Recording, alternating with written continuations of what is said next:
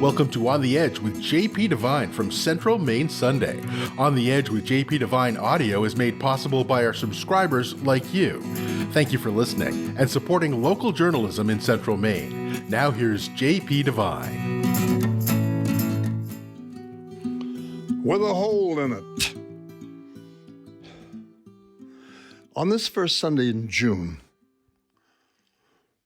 when the world is full of unbearable pain and sorrow, I find myself emotionally unsuited to deal with it. Instead, I choose to warm up a memory to serve you. Read on, or go about your living day and enjoy it.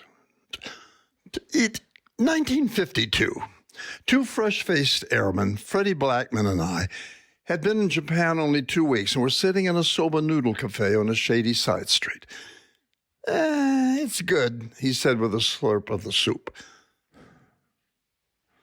But I would trade it for a hot bagel. Huh? What's a bagel? I asked. You're kidding me. He smiled. You don't know what is it, a bagel? It was on that rainy day in Kogane, Japan, that I had had my first bowl of soba and got a free lecture on bagels from my first Jewish friend. Freddie explained, it's like a Jewish donut, only better. Like with a hole in the middle, I asked. He moaned and smiled. Yeah, with a hole in the middle. Freddie and I had met on latrine duty, scrubbing toilets in the burning Texas heat. He became my part-time reb. I learned about Yom Kippur, challah bread, matzahs, bar mitzvahs, and bagels. The donut with a hole in the middle. All of this was new to me.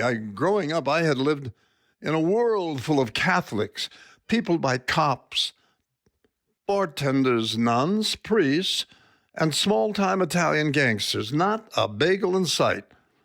Then the world grew up. I went with it and everything changed. I was in New York working as an assistant stage manager with the New York City Center Ballet, where the swans of Swan Lake filled my nightly dance card. There was the lovely Joya Feldman from Avenue M in Brooklyn, the funny Mitzi Berman from New Jersey, and the shy Sharon from 554 Fifth Avenue, all who took me to Orthodox weddings and bar mitzvahs, taught me curse words in Yiddish, and fed me bagels and wine at 2 a.m. My young dancers took me to family affairs, where bagels of all kinds were featured, with cream cheese and lox. And once at a wedding at the plaza with caviar, I kid you not. Carbo freaks, they watched while I noshed.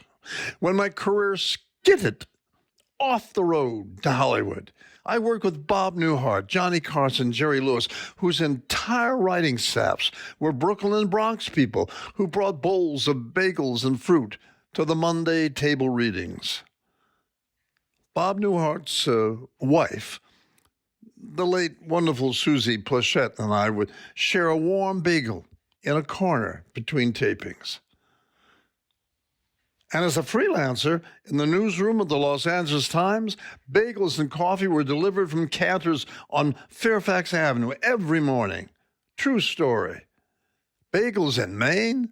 Sure. But in Waterville? Bagels at Shaw's and Hanover? You're kidding.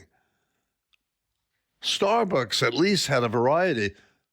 But who's doing the boiling? Here in Maine, my romance with bagels slipped away, faded, and folded into memory. Then, last week, I met Waterville's Tiffany Lopes, the gentle, funny local purveyor of bagels, from her Sunrise Bagel Deli, tucked away on Water Street, with a menu full of delights and a side garden of tables and chairs under the trees. Oh, yes, and bagels. You all know what a bagel is, right? It's that Jewish donut with a hole in it. Good. Mazel tov. Thanks for listening to On the Edge with JP Devine. On the Edge with JP Devine audio is made possible by our subscribers like you. Thank you for supporting local journalism in Central Maine.